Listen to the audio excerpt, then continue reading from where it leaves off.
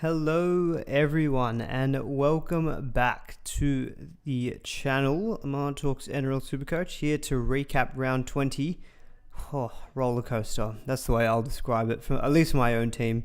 Roller coaster of emotions, of scores, captaining your second lowest scoring player. Not ideal if you want to try to get some good points, but you're looking at a guy who did that. Who's got two thumbs and did that? Yeah, that's me, blah, blah, blah. Anyway. Wasn't ideal, but good to see some big scores on my socials and in the chat. All I can say is good on you. But I really wish that would have been me. But look, it's okay. We scored fine. In the end, 1430 from Riley O. 1430 Turbo. Thank you. We're going to refrain from mentioning a certain Ojovic. Whatever. You know what I mean. I'm not going to talk about that guy too much, but he went pretty good, didn't he? Two weeks in a row scoring over 100. It's not ideal when the number one and number two trade-ins get over 100 and one of them goes huge, and is also the most popular captain in the top 1%, 5%, blah, blah, blah. Not great, and you don't own, but is what it is. Corey, I know you were in for a big score because you were mentioning on socials, 1449, captain on Turbo, huge. There are going to be some... You got some. There are going to be some big scores out there. 1203 finally picked the right captain in Turbo. Benny G, I know you had a good week, so I know you've captained Turbo. Aman, the recency bias got to you because C on Teddy was a huge risk when he hadn't scored over 51 in the last three against them. Yeah, there was a bit of recency bias in that, and I actually left that stream yesterday saying I'm going to stick with the VC Teddy captain Garrick. But then part of me just thought, look, this was definitely bias getting to me. It was a big game against the Storm. And I thought, as a Roosters fan, my enjoyment factor would be higher with Teddy captain. And I also just thought, at the end of the day, he's got a bad record against the Storm, but they haven't been the most defensively sound.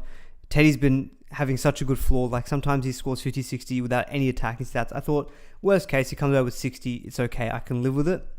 One attacking stat, we're in the 70s and 80s. 33 points is rough. I would have obviously stuck with Garrick if I had the VC on Teddy, and he ended up on 82, so I've cost myself 50 points there. But 1133 is what I ended up scoring. Hard to tell what par score is. I'm in a couple of WhatsApp chats where people put the range of scores. Just having a quick squiz at it now. The most popular category actually where people have voted is my range, which is 1100 to 1150. Next after that is 1050 to 1100. Then it's 1300 plus, so there's going to be some big scores. 1150 to 1200. I would say, I think if you're in the higher ranks, 1150 to 1200 is probably where you want it to be. If you're where I am, 1133, probably, look, I'm thinking red arrows for sure. If you've had that 1250, 1300 plus week, I think you've had a good week and you're in for green arrows. Sub 1100, probably doesn't feel the best, but it was generally a low scoring round until today. Turbo and Cleary both going pretty big, and they were the 1 and 2 trade-ins. I know a few people captain Cleary, a lot of people captain Turbo, a lot of people captain Garrick as well. People early in the round, some people may have captained Fafita, who scored 84. Jaden Campbell, not great as well, being my lowest score at 32. 1350, thanks for coming. Good on you, Mozza. 1327, captain Fafita. So filthy I didn't keep the captain on Tommy. I think it's hard. Look, Tommy going huge obviously is not great. Part of me was actually kind of I wasn't actually not really seriously, maybe this is my fault. I wasn't seriously considering him this week because I knew I thought the Titans were, improved and, not going to be conceding as many points. I feel like they generally do well against Manly. I don't know if this is something a narrative I built in my head to not get in Turbo. Then you had the Roosters and then the bye. Reece Walsh went really big early in the week as well. I know a few people may have had him. I was thinking, maybe I could have looked at getting Reece Walsh. Look, you guys saw me yesterday. I was a little bit of a mess. I had no idea what trades I was going to be doing. In the end, I did no trades. So I scored 1133, probably red arrows. That's probably the one saving grace. I didn't make any moves in particular. I didn't make any moves and scored. Look, it's okay. It's not amazing. Fletcher Sharp will probably go for me next week. Cleary, I think, will be coming in. I think I've seen enough this week where I'm like, yep. Look, credit to Cleary owners. You got 100 plus points out of him. He'll be coming in for me next week. And with Jaden Campbell's break even probably skyrocketing into the hundreds, That's probably made my decision maybe a little bit easier as to who I might actually sell for Cleary. Could be just Jaden Campbell straight to Cleary, and I actually make some money out of that too. So that's probably some benefit in, not making any trades this week. 10 trades is pretty good, 170k. I've got a bit more clarity on maybe things as well. Because you saw me this week. I was a little bit all over the shop. 1098, captain on for Feta. 1341 from Reese. 1363 from Geronimo. Some big scores here. Good on ya, he says. Mana. Yeah, good on ya. Don't talk about that. Wait, you scored as much as me with Captain Cleary. My team is horrible from Steezers. Well, look, that gives me some comfort. Jerome Hughes had a really low score this week as well, 25 points. Big updates for someone like, what really helped me, I think, get over the line in terms of a somewhat decent score. Marzi going well, Karaz going well today, 72 points. Lockie Galvin had some big updates, 104. Really happy I held on to him because I know I was actually deliberating selling him for Cleary at some points earlier in the week. I held on to him and he's come out really good. Cody Walker, 68. Bit concerning because he needed 2 pretty soft tries to get the 68 points. So we'll talk maybe about him in a little bit. Angus was pretty solid, 74 points despite no attacking stats, just offloading a bunch. So happy I'm, I guess, one ahead of the crowd in terms of getting Angus, but I'm a lot behind the crowd in terms of Turbo and Cleary owners. As Geronimo says here, I'm bloody getting Cleary. Yeah, absolutely. 1005 before updates, ranked around 45,000. Do I think I get red arrows? Probably red arrows, I think, with 1,005, just based on some of the scores that we're seeing. Hammerstone and Cleary top 2 trade-ins. Yeah, Hammerstone went huge. I held on to Osako, who, again, quiet, 54 points. I'm thinking, God, he's just hovering around the 50s, not doing much more than that. And he got a couple of line breaks in that too. But yeah, early thoughts for my team next week. I think at least one trade I'm sure I'm going to be making is probably going to be Jaden Campbell to Cleary. And we'll refer to Jay Schubert's beautiful stats during the course of the stream. But he had Jaden Campbell today projected for a 123 break even, making 53,000 in coin. So making 53k, he'll be getting up to pretty much 800. Cleary is expected to go down 60k. So Cleary's I'll probably make about 50k going Jaden Campbell to Cleary. So with a high break even from Campbell, I'm happy to maybe move on him, get Cleary. And then look, it's going to be a tough one, another week of death riding Turbo, but it's against the Roosters. I feel like now I've missed that big score from him this week. Probably just need to not get him this week because it's Roosters and then a bye. Maybe I reevaluate. And then, Fletcher Sharp for me is definitely an issue I'll probably need to get rid of. Although he's on the bye next week, so he's on the bye next week, so it won't change in price. But, maybe going him out I'm going to have like maybe 200k in the bank. So I'll be able to go Fletcher Sharp to maybe a center wing that I like via duels. Maybe keep the money in the bank going to like an Isaac Tungo, I think Tungo looked a little bit better this week. Yeah, Cleary's expected to lose about 60k. This is rough from Steezers. Held Sam Walker over Galvin for the Cleary trade-in. Yeah, that's a tough one to swallow, with Sam Walker obviously going pretty low and Galvin going 100 plus. Obviously a lot of big talking points out of this week. And it's always an interesting week when, look, I look at my score, 1133. It's not great, but I'm looking at it as well. I think what I had more in my control was captaincy. If I just stuck with the captain on Garrick, I'd be up 50 points. I'd be on 1183. So I'd be getting closer to 1200. And I feel like if I'd gotten closer to a 1200, not having Turbo, not having Cleary, I feel like I would have felt probably a lot better about things this week. It's probably just that whole, and it's just the way it happened with Turbo. Like the Titans started really good. They were up 8 points. I looked at halftime or close to halftime. Turbo was on like 23. And I was like, yep, sweet. I had to duck out of the house, do some grocery shopping, all that kind of stuff. So halftime, it wasn't looking too bad. I think it was 12-8 at halftime. And I thought, Turbo, he scored a try just after half.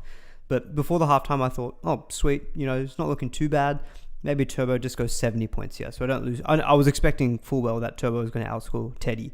But just the way that the Titans kind of just collapsed and let the Manly Sea Eagles come in and score that many points. And the way that, and just again, I said it last week, it just felt like 2021 again when I didn't own Turbo for a long time, and he scored that second try, and I thought, oh god, the first try I could stomach, but then he scored that second try, And then he got a try assist for Burbo, got a try assist for Tommy Trbojevic. Just like, this is torture. So Benny G, I'm sorry, I won't be giving any Turbo. I'm not going to give any poems for Tommy tonight. I'm just going to be ranting here. And it's funnily enough, I'm the one at the beginning of the stream who said don't talk about Tommy Turbo, and here I am, the one who's probably saying his name the most, but he's living rent-free in my head at the moment. Will he get any updates? I'm down 5 points in head-to-head.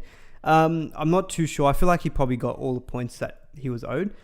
You can check on SuperCoach Live, because on the website, people will vote for points that they think a player should get. Turbo at the moment, funnily enough, is actually projected or voted to get plus 6 points. So that would be enough for your head-to-head. But yeah, obviously Turbo huge, 158 points. 1396 from Mr. Charity is a big score. 1253 from Tony Vo. Yeah, Turbo saved your round. That's obviously the big talking point, I guess, is that Turbo's gone huge. Didn't expect it to happen. I thought the Titans had improved, but look, I guess probably a bit of a mantra of, class is permanent with a lot of these players. They might look not great for 1 week and then bang, he's gone 100 plus the last 2 weeks. So I know plenty of people who've captained him have done very, very well out of that. It's just going to be tough now. I think, he had a break even of 82. So Jay Schubert has him projected for a 64k price tag increase and minus 11 break even. Oh God, that's going to be annoying. If he goes up to 62k, he's going to be in the 800s and have a negative break even. Versing the Roosters, so he's guaranteed to got money. Then he's got to buy. So in round 23, he's going to be 850k maybe, 860, 870 against Canberra, Warriors, Tigers, Bulldogs, Sharks. Yeah, he might be scary not to own. Might just have to potentially bite the bullet and look to get Tommy in. If I think he's the one that I want, then I might have to chase it if he's got the negative break even. Ponga was goal kicking, which was good to see. So maybe I still wait out for KP in round 23, but. Yeah, it's going to be the big question mark. Like, do you still go Turbo this week? I think if you've seen enough and you want to get him in, then if he's got a projected negative break even, then I feel like, yeah, you probably may as well just get him next week because he's going to be going up in price and you may as well just lock him in, especially if you're looking at him thinking, yep, he's the one who I now want for the run home. Scott Lucas hasn't been my year. 1069, anti-potted Turbo. Captain Garrick stole the Blore last week. That's rough because he scored pretty well this week. And now he decides to ton up. Yep, got more last week with less players. It's just one of those rounds, I think. A lot of people were short this week, but I think a lot of them are probably maybe not saved, but, definitely helped that Turbo went pretty big. Even Captain Garrick, who was the second most popular captain, he scored 82s, which you'll definitely take. It's just probably people like me who captain Teddy, I think, is when, it's gone pretty bad. Benny G says, Tommy looked good, running well and involved. Have to have him. He is the best Supercoach player in the game.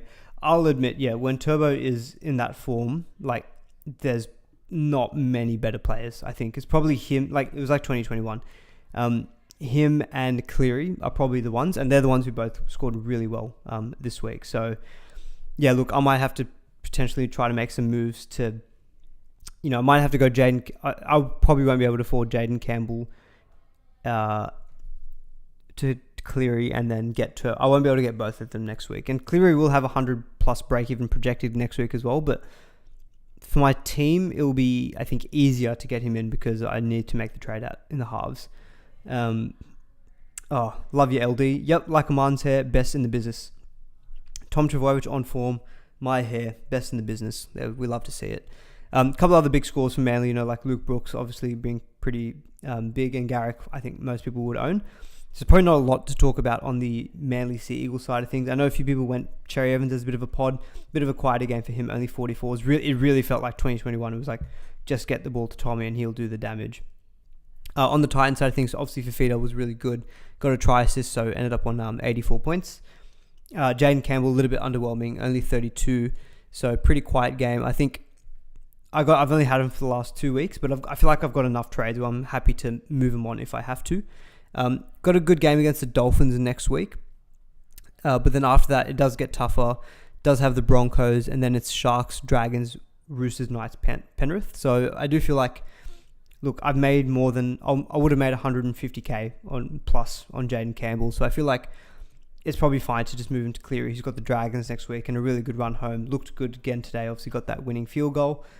he feels like a pretty straightforward move out for me. I feel like if you don't have to sell him, look, he has obviously shown some big ceiling, obviously a pretty poor quieter game today, but you could objectively still hold him, but look, I'll probably look to move him on just because he is a lot of money, and so for me, I feel like he's an easy way for me to get to a gun like Cleary or Turbo if I want to. Did I end up getting Burton? No, I didn't end up getting Burton. So I did show my team just before. I ended up making no trades. If you caught any of the stream I did yesterday, I was just so kind of up in the air about trades and what I wanted to do and someone made a point in the chat at the time saying, look, if you really don't know what you want to do, just your team looks okay, just sit on your hands, which I did. In the end, I'm going to cop some red arrows, but I guess the only thing I just have to hope for is having some extra trades in the bank might just help me make some moves towards the back end of the season, potentially. But yeah, you obviously need to save trades, but still score well for that theory to work out. So look, this week probably just wasn't quite my week, but I've had a pretty good run over the whole bye period. So that's probably the worst thing, is that when you've had a good little run, you've been chipping away at the rank, and then you have one bad week, and it kind of undoes a lot of the good work. It's not great, but I guess I probably just have to tell myself that, look, you can easily get those weeks in your favor as well to hopefully make that swing back up. So that's kind of probably what I just have to hold out hope for. But yeah, Dane Laurie, I know people went to Dane Laurie as a bit of a pod, but he went big, 124 points. So just quickly flicking to that Penrith Dolphins game. Look, Cleary looked pretty back to himself, right? Like, 2 tries, assists, plenty of goals, the ultimate accumulator, right? Like, decent amount of tackles, field goal kicking, a couple of try assists, 3 line break assists, a couple of runs, 109 points, easy as, didn't break a sweat.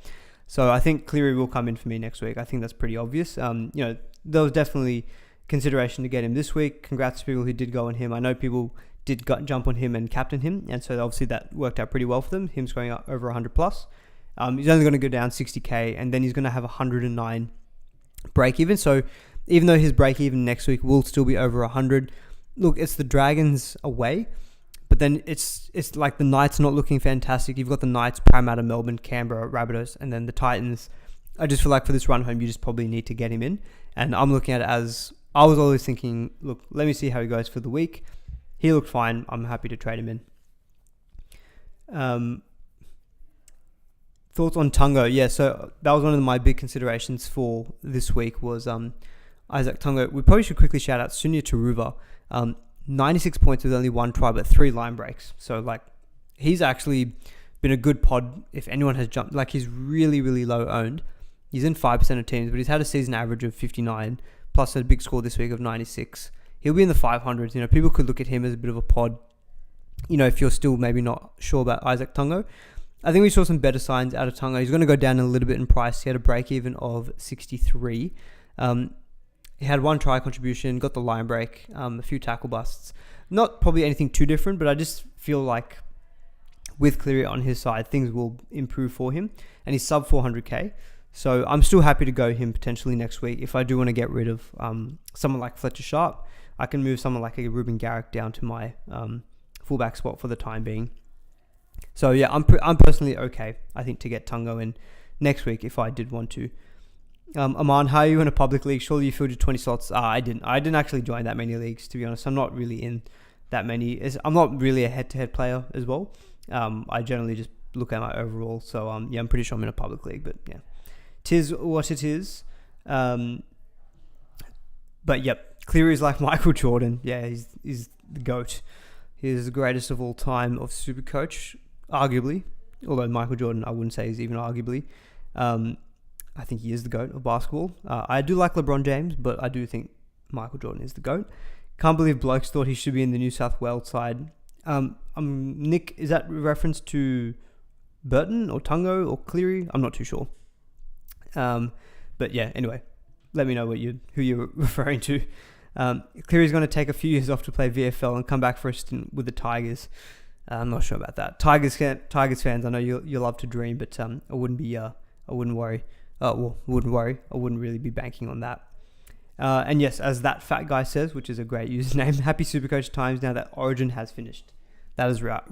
We have finished the Origin bye period. So this was the last... Whoa. What are you doing? Sorry, my door magically opened.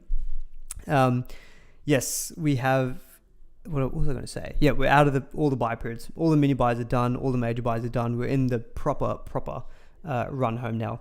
Corey Parker, the SuperCoach GOAT. Yeah, probably Parker is up there for sure. Ahmad is a SuperCoach content GOAT. Well, Mr. Charity, I appreciate that. That's very, very kind of you. I guess we've kind of talked about the Penrith main relevant players. I think drew a bit of a pod. Cleary obviously is going to be one of the most traded in players next week as well. I still think Isaac Tonga is a pretty decent get.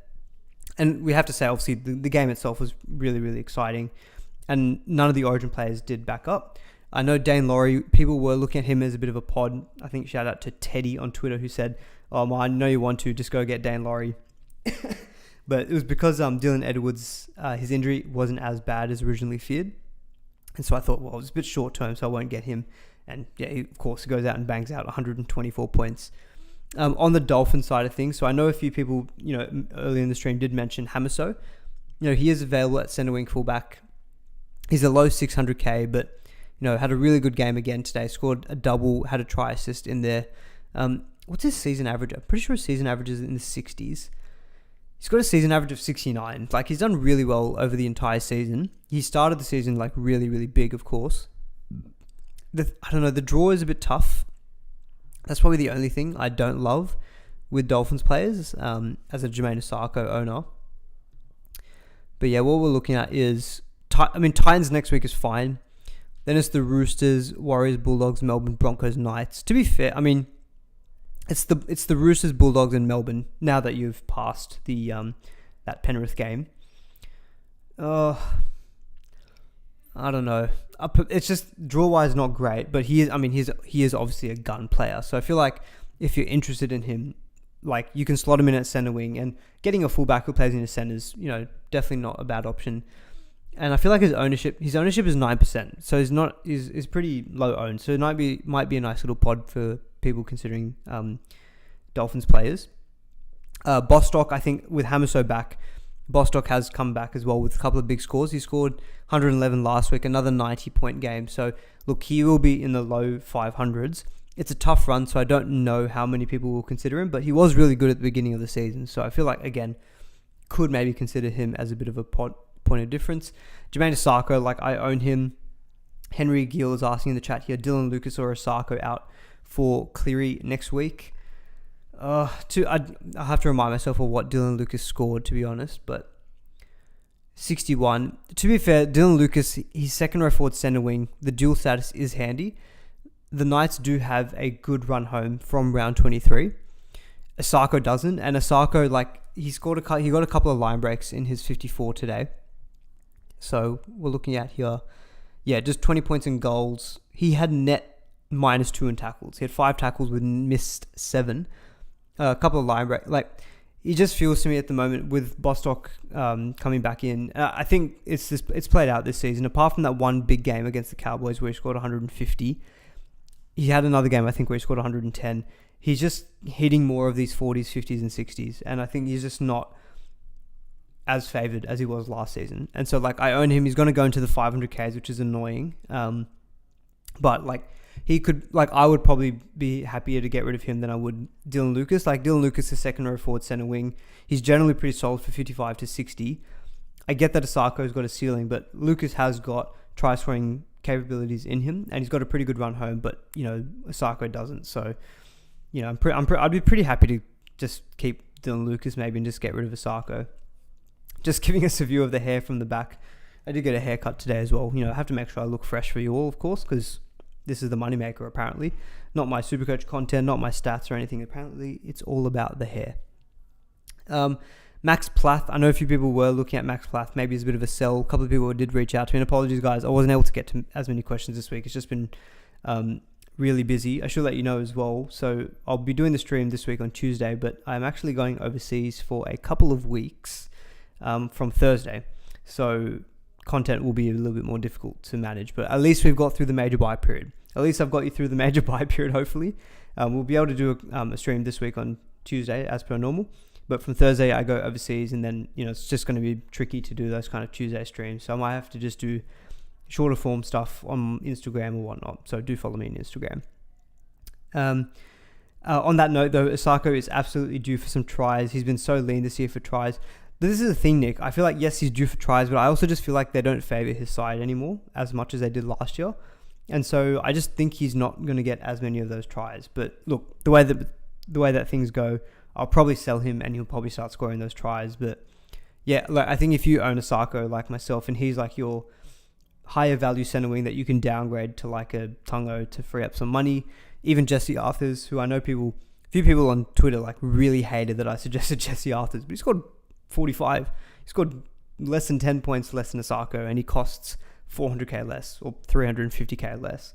So I don't mind going to sell Osako down, or you can upgrade him to another gun center wing, like maybe going up to, I wouldn't go to Lomax this week because Lomax is going to go down a lot in price, but he could be a way to go to a fullback potentially. Thanks for the insight. Leaning towards keeping Lucas as well. Nope, all good. You're on the same page as me. Walker or Hughes to Cleary. On that topic, so let's maybe quickly flick over to the Storm Roosters since we've mentioned both the halfbacks there. So yeah, Sam Walker, only the 39 points. Jerome Hughes, very low score, only 25. Just wasn't the game for him in this one. He had a 98 break even, so what's Jay Schubert got him projected at? I'm definitely going to need to check him out because I can't remember off the top of my head. So Jay Schubert has got Jerome Hughes going down 51k with 127 break even. Sam Walker going down 67k with 120 break even. So both of them are in the same position. I mean, Jerome Hughes will still be in the mid 700s. Sam Walker's going to be much cheaper. Sam Walker's going to be like he'll be in the 650s. Who would I want to be keeping out of Walker or Jerome Hughes? So Sam Walker this week will have Manly, Dolphins, a bye, and then Parramatta, Titans, Canberra, Souths. At the same time, Jerome Hughes will have Parramatta this week, Dragons, Rabbitohs, Panthers, Dolphins, Cowboys, Broncos. I think personally, if you can afford to spend up, I would probably sell Sam Walker before I would Jerome Hughes. I think the run home overall draw is better for Sam Walker, but the Roosters have got plenty of players who can score points and get the attack for them, and Sam Walker isn't always involved. Whereas with Jerome Hughes is more likely to, I think, for Melbourne on a repeat basis. I guess Munster coming back might potentially hamper his points, but like Parramatta this week, I think that's a great matchup for Jerome Hughes. Sam Walker versus Manly, Dolphins, and then a bye. Jerome Hughes doesn't have a bye for the rest of the season as well. That's another thing. And I think you've just probably seen more out of Jerome Hughes this season than you have Sam Walker. So I think I would probably lean towards keeping Jerome Hughes. But draw-wise, I think Sam Walker's is better. But I also assume that you're going to be carrying more Roosters players. Like you might already have Teddy, Terrell May. You might want to get Angus in. You've got Dom Young. So I don't mind also just getting rid of another Roosters player just so that round 23 bye week you don't get hit as hard as well. Where am I going? Yeah, I'm going to Europe. Just I feel like a lot of people are going to Europe because it's the time. I've never been to Europe in the summer, so I'll be pretty excited to go to Europe in the summer. So I'm going to London. So my sister actually lives in London, so I'll be going and visiting her. And then I'm going to Greece for just over a week, which will be lovely. I will be getting a strong tan, I imagine, in Greece. And then, we are going to Paris for like a day. It's really, really short. It was an impromptu last minute add into the itinerary to go to Paris. So we might see some of the Olympics and then Amsterdam, London, back home. Can't complain. It's a pretty nice trip I've got coming up. But yeah, it's not too long. It's like 2.5 weeks. So yeah, round 22, round 23 streams will probably be, and content will be a little bit more difficult to do on the consistent basis. I'll try my best to do some kind of recorded stuff. At the very least, I'll be posting stuff like, it's easier for me to probably post stuff on my laptop on like Twitter and Instagram than maybe the recorded stuff. So just make sure you follow me there. But yeah, round 24 onwards, I'll be back. Paris is poop. Yeah, so I think that's the Walker or Hughes question answered. I would probably be selling Sam Walker. On the game itself, like Sean Bloor, I know a few people did sell Sean Bloor, but he has been pretty average. It's just unlucky that this is the week that he's gone and scored over 100 points. Roosters just a little bit average, I think. The sin bin to Connor Watson, he was a popular trade in target. I know a lot of people went Api Coruscant to Connor Watson, which I think was a perfectly fine move. But yeah, Coruscant looks like he will be back next week. Watson getting the sin bin, so only 38 points. Not ideal, of course, but you can't forecast or plan for these kind of things to happen. Teddy captain, obviously massively the wrong decision, but look, hey, I told you my reasons why I did that at the beginning of the stream. I think Angus Crichton probably though will become a very, very hot trade in for a lot of people next week. So he had a break even of 121. Sorry, I don't know why I went and clicked out of Jay Schubert's Twitter page. So Angus Crichton with a score of, to be fair, I think the projected prices that Jay Schubert has was from his original score. And originally Angus was on 55, but he had 14 points in ineffective offloads. He's now gotten all of those except for one as an effective offload. So that's why his points went up so much. So 74 points, really happy with that. So I think originally with a 55, he was projected to lose 50k. I imagine going to 74, he's probably more likely to lose 30 to 35k. And his projected break even is probably going to be now in the 80s or 70s or 80s. So I feel like now is the time where, if you do want Angus, and I do think he is in the top 3 second rowers for the run home, just because how good the Roosters draw is. I think for me, he will be someone who's very much going to be a prime trade-in target for people next week. He'll be around 750k. I think if you've got the money to do so, I think he's a great trade-in for next week. And if you're still sitting on like an Olaquatu and here's your best way to get him, then I think, probably okay to go Olaquatu to Angus. People don't own Crichton already. I know a lot of people did sell Crichton, in round 13. I actually did the same thing as well. I sold Angus in round 13. He was at 850k at the time. And the expectation, I think, was that at that point he was missing round 13, 14 and 16. But even then, in the game in round 15, I'm pretty sure he scored pretty well. And then what happened? He went really big. He just looked in round 16 in Origin. He just looked amazing. And then around 17, 18, the Roosters had like Titans and Tigers. That's when I jumped on. Against the Tigers matchup. So I brought him back in round 17. I upgraded, I think, Liam Henry to Angus and freed up a bunch of money.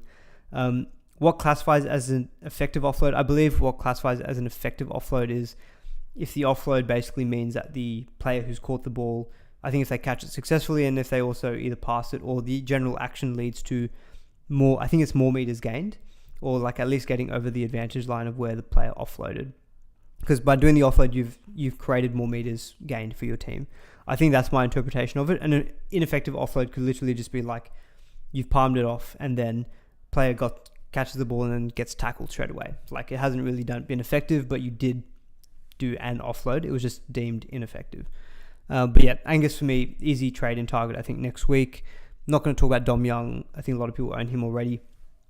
Terrell May, I didn't really keep a track of his minutes, so he only ended up scoring 54 points. I know a lot of people are holding on to him, thinking, they want him while JWH is out.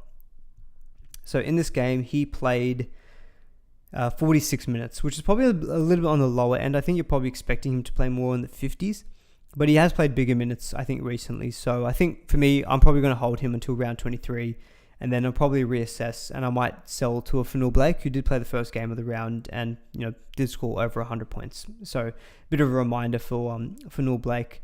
That's also not a bad way to free up some money. You can go Olaquatu via Fanul Blake via duels, or you can go maybe Terrell May to Fanul Blake, because Terrell May, he's going to be in the 650s, but Fanul Blake is in the 500s still. So you will actually make some money doing that trade. So I don't mind that kind of a trade, although I feel like Terrell May still good until round 23. Is he a sell? Jake is asking. I think if you're looking at targeting your kind of run home team, and that includes like Payne Haas, Fanul Blake, he's not a must sell, but I can definitely see the merit in doing that because 46 minutes, I would have been expecting a little bit more than that as well. Manly next week, and then the Dolphins, and then the bye. I just feel like for me, he's probably not going to be the biggest issue in my team, so I probably won't be trading him, I think. But by round 23, I think I could be moving him on.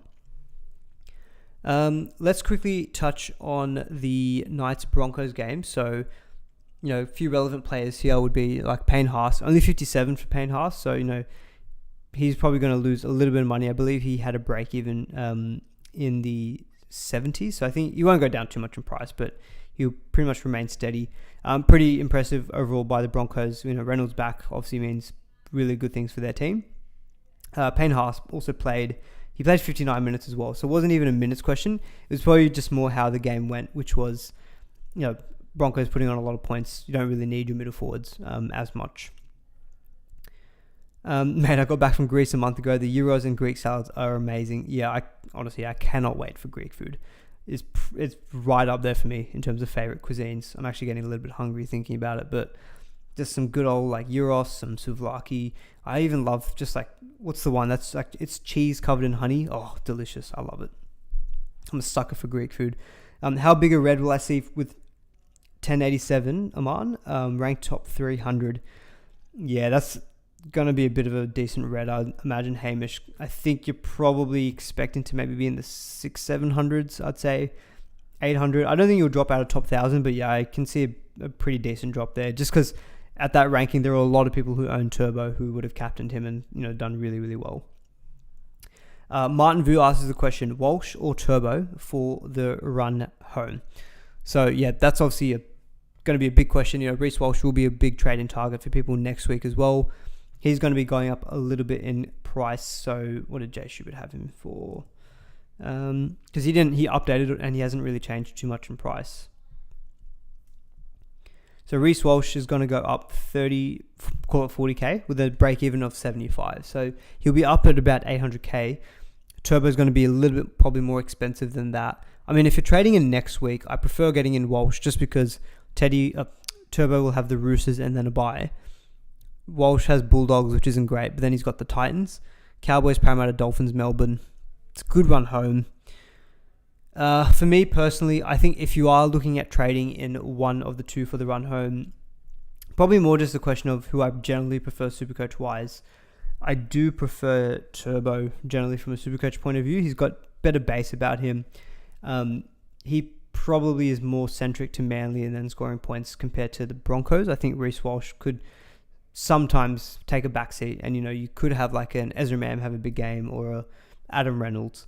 Whereas with Manly, if Manly is scoring points, it's highly likely that Turbo is going to be the one who's involved. So I think Turbo would probably be my preference. I think they're draw-wise more or less equal because they both do have a bye coming up in the run home. Mariner is my pod for the run home. I like getting in some Broncos players, to be honest, because their run home is pretty good. 124 points from Mariner, so he obviously scored very well. 540k is not a bad price. He did play at centre, so that's probably the only thing. I'd generally prefer him playing on the wing, but he did have a big game playing at centre. Ezra Mam scored pretty well, 90 points, had a try assist. Look, I've kind of had my thoughts on Ezra Mam. I feel like I just generally don't love him from a Supercoach point of view just because I feel like he's got pretty low base and needs a lot of attacking stats, similar with Reece Walsh. But yeah, Reece Walsh obviously pretty big with 113.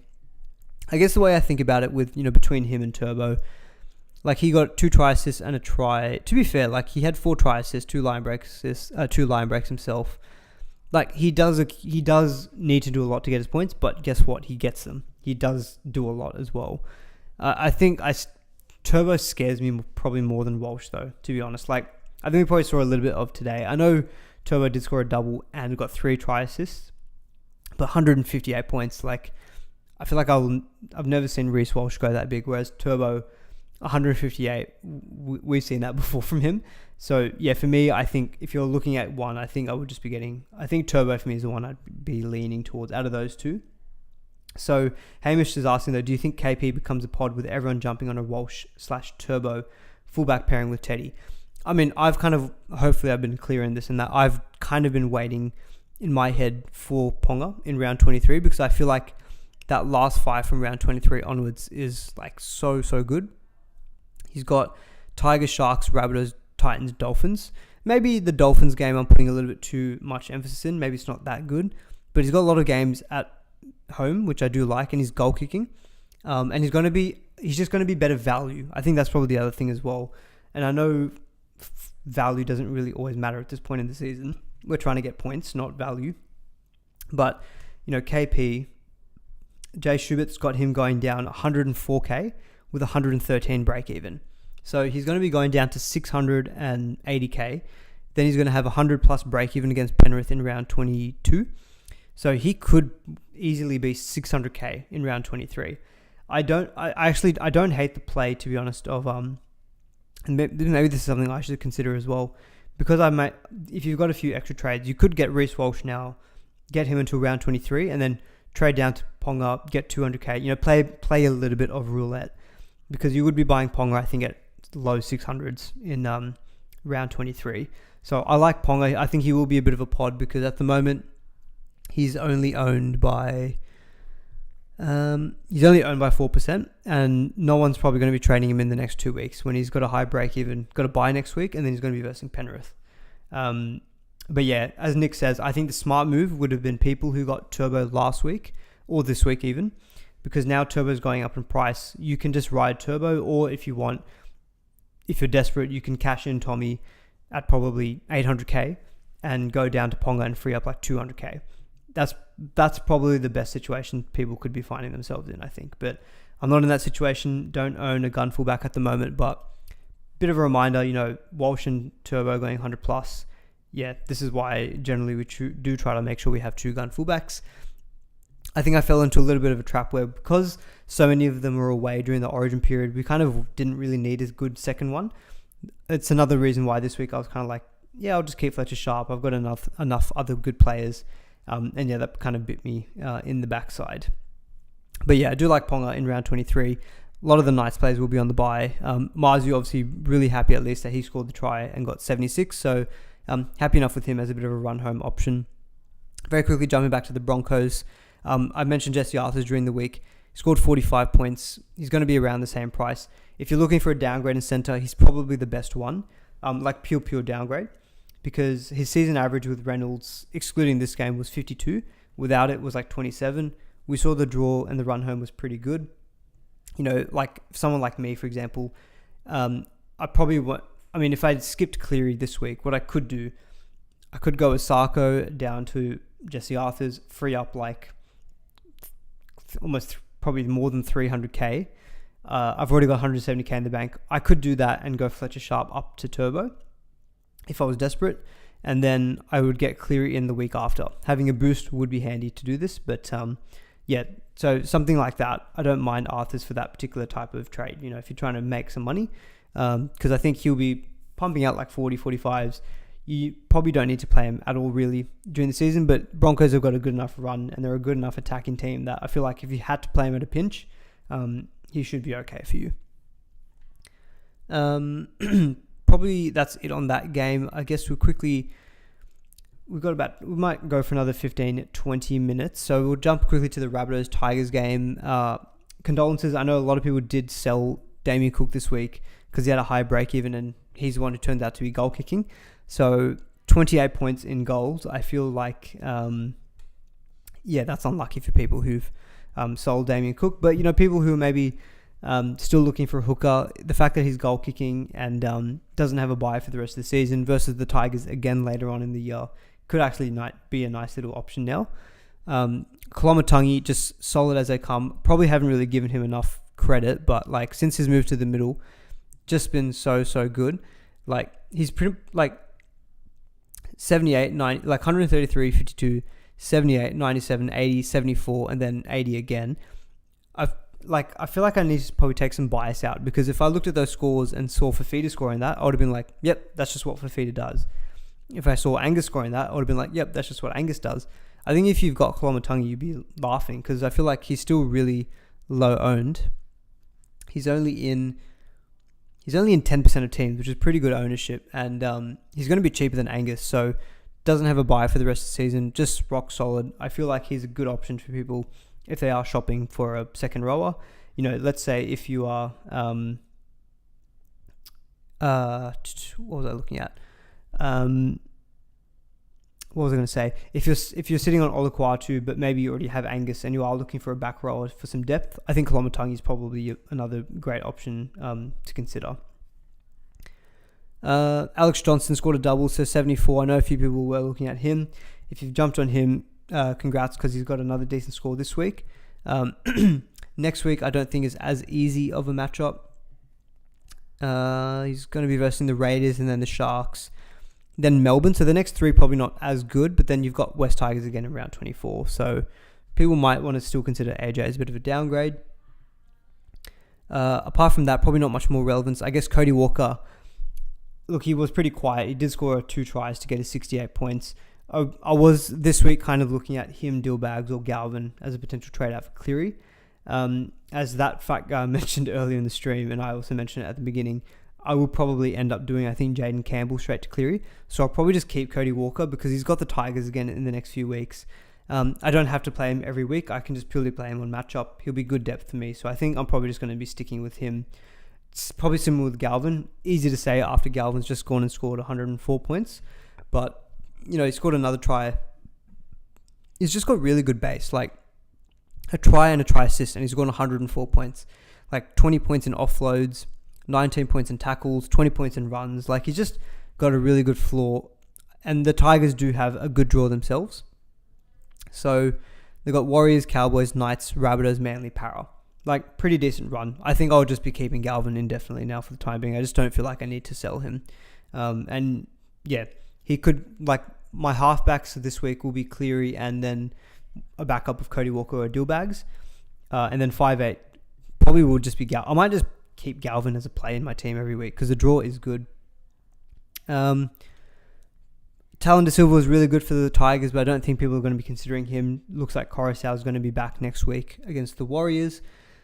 I guess Samuel Lafino was a little bit quiet, only the 43 points. I played him this week. Ideally, I think I'd be sitting him out of my 17 because we haven't spoken about the Cowboys Bulldogs game, but Josh Curran was super solid, so happy enough to stick with him and Terrell May. But yeah, I don't think I want to be keeping Samuel Lafino as a play in my team every week, that's for sure. Asked you this a few weeks back, just wondering if this has changed. Best centre wings for the run home.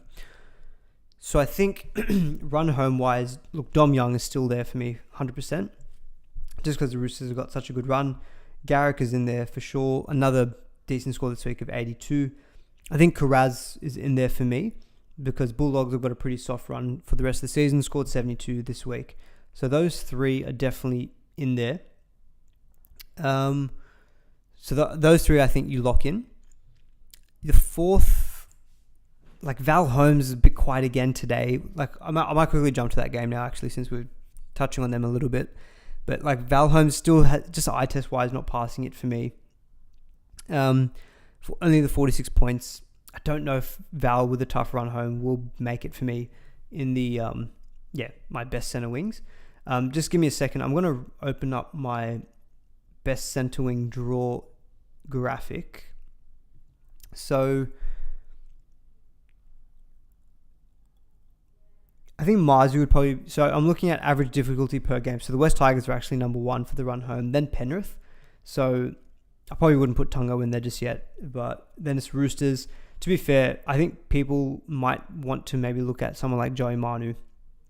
If he gets named next week or the week after with that run home, I think Manu could actually be a nice little point of difference because a lot of people have sold him.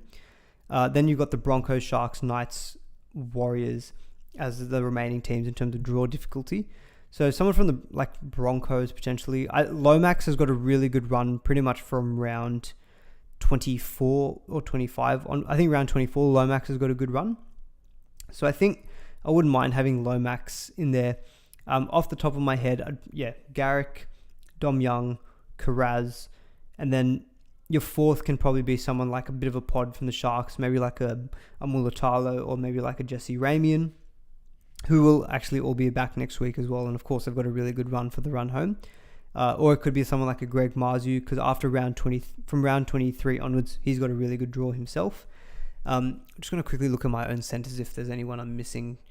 I don't think I'd be putting Val Holmes or Osako in there, just the way that they're going. Don't really have too much confidence. Yeah, maybe someone like a Lomax I think might feature in there. If I had to guess. But yeah, Zach Lomax, as Hamish says, Zach Lomax from round 23-24. Yeah, for sure. I think he feels like someone. You could even consider Hamiso. Had a big score again this week. It looks like he's been updated as well. 124 points. Have updates come in for this game?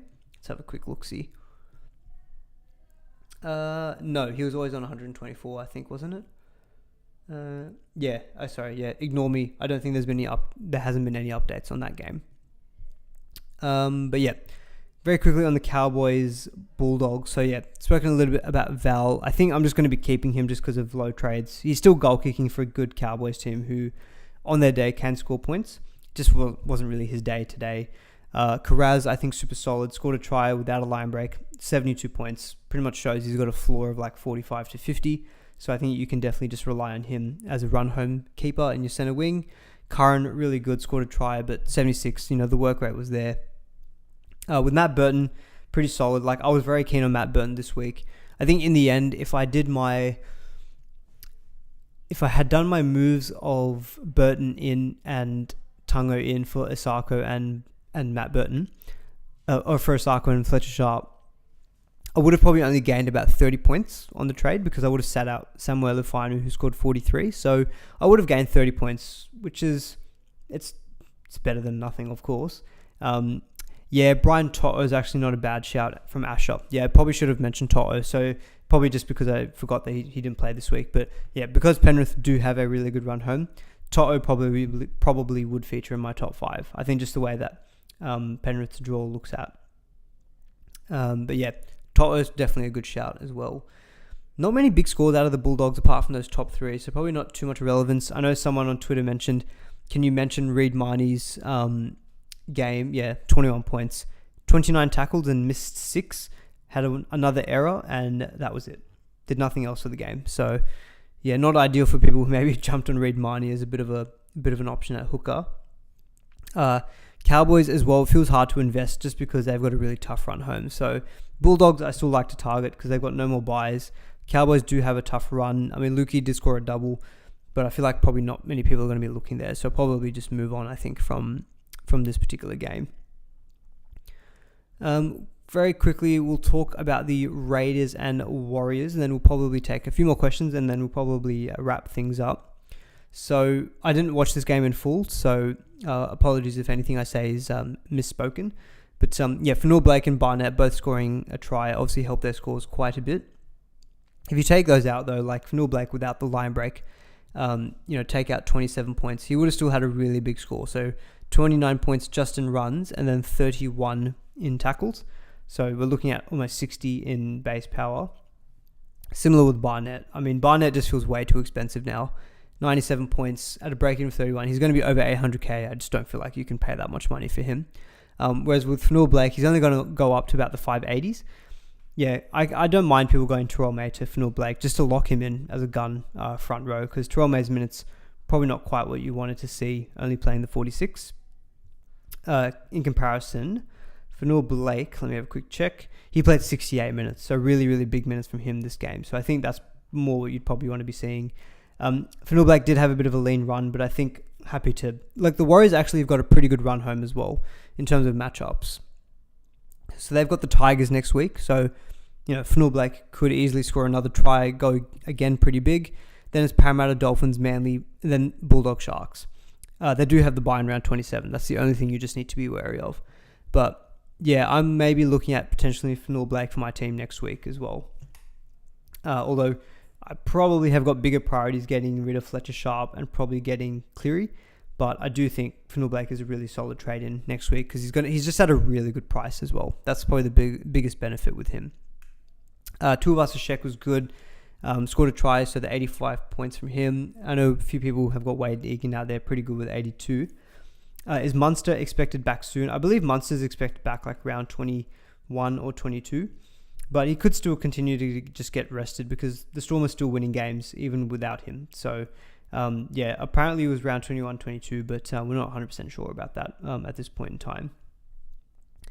From the Warriors, Tuivasa-Sheck could be a little bit of a pod as well, playing at fullback. Tame Tuapiki did pick up a concussion. So, he's going to probably, I think it was category 1. So I believe Tuapiki is going to be out next week. I would imagine that means Roger moves to fullback next week and he'll be coming up against the Tigers.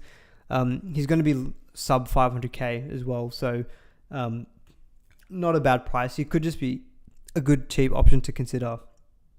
That you maybe play on matchups because even playing at centre, he's pretty solid for like a 50s, 55 average. Probably not much more, I think, from the Warriors side of things. I know someone earlier asked about, I think, Tamari Martin. I think they were just asking about what would you do with Tamari Martin now. Yeah, look, pretty low score of only the 43 points. Had a 95 break even. He's still at like a 650k. I think if you can, probably just move on to Cleary. Although, if he's got the Tigers next week, you might want to maybe hold on. He's going to have a projected break even of 139 points. So I guess you just have to factor in like how much do you want to move on to Cleary, or do you just want to maybe try to take that matchup of the Tigers and then deal with it after. But yeah, I think the main targets that stick out to me from the Warriors is Fanul Blake, and then probably Tuivasa-Sheck, just if he's playing at fullback. DWZ, pretty quiet, only the 26 points. I just don't think I'll be considering him at this point in time. And on the Raiders, not a whole heap of relevance. I know some people might be looking at Starling as a bit of a cheaper option at dummy half. So he started again this week and he played the full 80 minutes. Danny Levi did not even make this team during the game. So promising signs for Tom Starling, I think, in his minutes. He did have a negative break even, I think, coming into this week, and he did score 62 points. So I think Jay Schubert has Starling for a 64k price rise. So he's going to be in the 350, 60s with a negative 9 break even, but still at that price, if people are considering a cheaper hooker, then yeah, Starling probably is one I think I'd be leaning towards at this point in time. Probably not a lot of relevance, I guess, from the Canberra Raiders apart from that. So I think we'll probably pause there, see if there's any other questions. We'll go for another couple of minutes so we get to the round hour, and then I think we'll wrap it up there. Thoughts on McLean as a cheapie for the run home as a 7th centre wing? So I think my only concern with McLean is when To'o's back, he's probably going to take a spot, isn't it? Because he played in round 17, but then only played this week. But I think when To'o's back, I feel like McLean is not going to play there. So just, it feels like it'll just be a bit of enough. And I feel like if you're looking for enough, you're probably, ideally, I think, trying to get someone who's got dual listing, in my opinion. How many break glass in case of emergency trade should you have if you're mainly head-to-head focused? I only have 6 left and need to get at minimum Cleary and another front row forward in. Look, if you need to get Cleary and another front row forward in, then I think it's probably a case of you should just keep those other 4 trades, especially if you're head-to-head. Alamotti broke his forearm this week. Did I miss that? Okay. In that case, McLean might be a bit of an option then. I must have completely missed that. I did miss that. I did watch this game a little bit in and out as well. Right? This is actually when I was getting my hair cut, so I kind of missed things. Yeah, so Alamotti only played the 39 minutes. Yeah, right, okay. So a broken forearm as well. That does sound like a pretty big multi-week injury, so I don't know if that's out for the season, but if McLean stays in the team, then all of a sudden, then yeah, he could actually be a nice consideration then at his price tag. Just to, if he's got a spot for the rest of the season, then he becomes a better downgrade than Jesse Arthurs by a mile. Dillbags or Walker for Cleary, being Sam Walker. I think I'd be getting rid of Dillbags just because without Moses, really tough run home. At least with Sam Walker, he's goal kicking for a good attacking team, and they do have a better draw for the run home. Zach Attack saying, yep, Alamotti's out with injury for the season, I think, so McLean should take that centre spot. That might very seriously change a lot of my trade plans. So, because McLean will then be coming into his 3rd game. What has Jay Schubert got for him? He's got I couldn't see it. Oh, he might not have his projected break even just because it's... Yeah, he's going to have some level of a negative break even, but to be honest, like, looking at his stats, like, have a quick look here. 53 points, only the 1 line break. So if you take that out, we're looking at 43 points in base power. So pretty much the same as what Tungo seems to get most weeks. I think really good run home, playing Parramatta next week. I believe it's Parramatta. Is it? No, maybe I'm wrong. They play Dragons, sorry. It's Dragons. They play the Dragons. Look, bottom dollar, 204k. If he's got the spot for the rest of the season, then I think it's perfectly good as a downgrade option. Again, looking at my situation, I own Fletcher Sharp. Jay Schubert says minus 26. Okay. Yeah, look, in my situation, like, for example, I've got Fletcher Sharp just sitting there. I can switch an Iro down to fullback or Garrick down to fullback and trade in McLean, frees up 150, 60k, easy money, then Campbell to Cleary. I've got plenty of money sitting in the bank there to go. Probably, this would be a good week for myself to have a boost. I don't have a boost. But, I could then turn someone like an Asako to a gun fullback via duels. So, yeah, not a bad option, actually, I think, getting McLean. Cleary feels very obvious to trade into my team next week, but I think I'm just going to have to do a bit of thinking about, do I want to try to prioritize the fullback, or do I want to be getting in the halfback and Cleary? One for me to ponder. But yeah, McLean had about 43 in base power, and then even the first game he played in round 17, so he scored 41 points and had base of 37. So he looks like he's got a pretty good floor. He'll pretty much, to be honest, I think that's probably changed some of my trade plans a little bit, because he'll probably pretty much get you the same points that Isaac Tonga would, but he's 150, 60k cheaper. So yeah, in my opinion, I think he's actually perfectly good as a downgrade, especially if it looks like Alamoti's out for the season with that forearm injury. Alright guys, I think we'll wrap up the stream there. We've just been going on for over an hour, so I think we'll end it there. But thanks everyone for tuning in. Congrats to anyone who captained Turbo or Reece Walsh or even Garrick or had a good score. It wasn't quite for me. 1133 points in the end. I'm just going to do a quick refresh just to see if there's been any updates.